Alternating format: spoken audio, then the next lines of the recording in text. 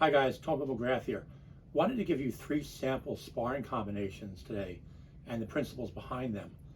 And the idea being, yes, look at the techniques in the combination, in each combination, but I want you to listen carefully to the principles behind each movement. And this way you can develop your own combinations that fit your attributes and your tools and your environment. Okay, thank you. All right, our first technique or combination comes from boxing. And it's just the 1, 2, 3 combination, or jab, cross, hook. What I want you to watch here is why each tool is used. So the jab is not a high percentage shot. Your idea is you expect to miss some of these, right? You're basically testing his reaction time, perhaps getting his focus on closing his guard so his sides are open, but you don't expect to hit every single jab. That's why it's quick and probative. Next comes a cross. Now, an experienced guy will often expect a cross after a jab. So if the jab is your suppressive fire, let's say in the military, they'll shoot a number of rounds down range to get the guy to keep below cover so he doesn't see the secondary group trying to outflank him, right? So your jab is a suppressive fire. I throw the cross now. Now notice I'm stepping in with this cross. I want to get a little more range to get the hit. If I expect this to get my cross to get blocked, then what it's acting is a smoke screen to hide my movement, my outflanking maneuver, which is putting me in range for my hook. And that's the goal shot. That's the scoring shot that I actually intended to get in the first place. So the first 2 moves are really, think of as suppressing fire, a smoke screen to hide your movement, which puts you in range for the actual scoring hit. And that's the first group of principles I want you to learn. Okay guys, the same idea on knife sparring. This worked a lot for me when we do full contact knife sparring, obviously with training knives, not with real blades. So our guard is up.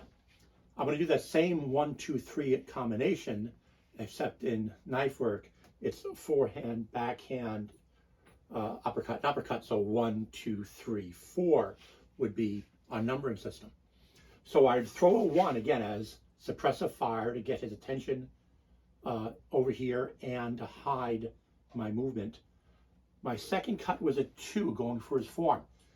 Obviously a 1 and 2 were expected in this type of sparring with these tools, right? So he would retract that, expecting to track that. I would deliberately over hit my target area for his form, leaving a deliberate opening as a bait. He would try to countercut, and I'd have my uppercut on 3 built in automatically that takes me out of range, and then I'd guard. So I'd get, my goal here was to get a good cut on the underside of the form.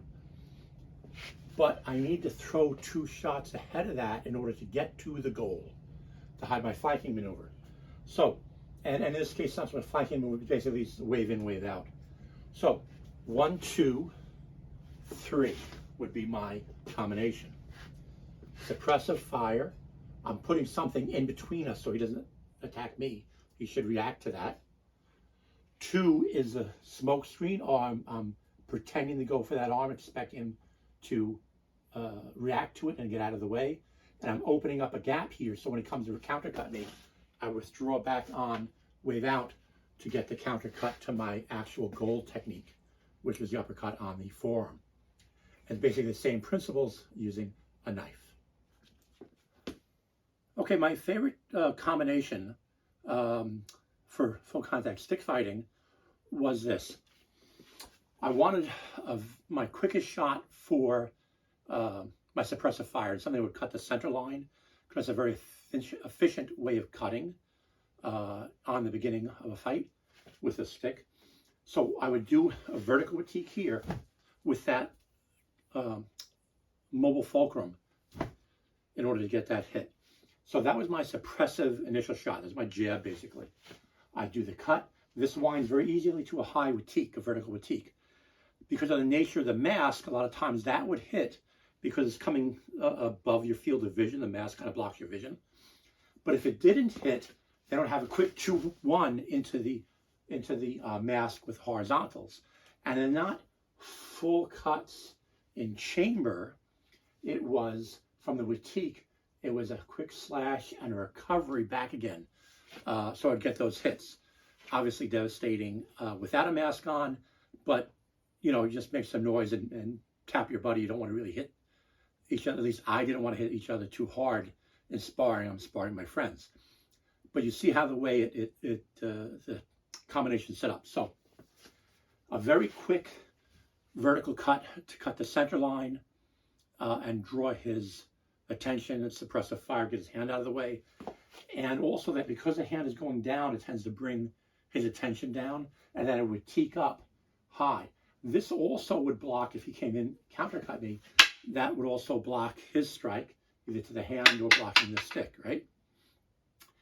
From there, what I'm trying to do, if he didn't block that, if he just raised it up, I don't want to make contact. If I see my high attack blocked, I would go right from there, eyes, or in front of the mask twice, on a nice, quick, tight backhand, forehand, horizontal. And those, a lot of times, would score very well.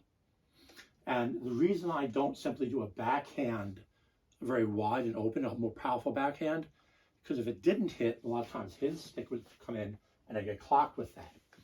So if after that high shot gets blocked, if I can go a quick eye slash, that would get me in and out and close up my guard, so I was on guard better after the combination.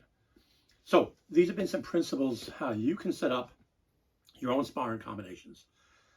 Please try to avoid, when you get into sparring, you know, that we play tag back and forth trying for one shot. To me, that's a sign that you didn't do enough preparation work in your basics and your foundational techniques before you got into sparring. Don't be the guy who jumps in the deep end of the pool just because you want to get wet and then splash around and dog paddle with no technique. You're going to do better if you get your foundational movements down. You work your strokes on the shallow end of the pool before getting into the deep end of the pool. Okay, thank you guys. Train hard, but train smart.